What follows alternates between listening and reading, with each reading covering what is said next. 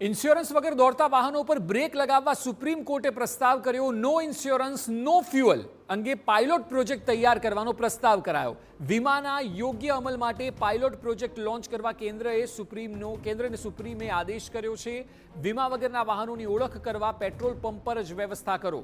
Supreme કોર્ટે ભારતીય વીમા નિયમન અને વિકાસ સત્તામંડળ અને માર્ગ પરિવહન અને ધોરીમાર્ગ મંત્રાલયને પાયલોટ પ્રોજેક્ટ માટે રૂપરેખા તૈયાર કરવા આદેશ આપ્યો છે। સુપ્રીમ કોર્ટની બેન્ચે કેન્દ્ર સરકારને કહ્યું કે તમામ પેટ્રોલ પંપો પર વાહનો આવે ત્યારે જ તેના થર્ડ પાર્ટી વીમાની ચકાસણી કરી શકાય તેવી વ્યવસ્થા કરો।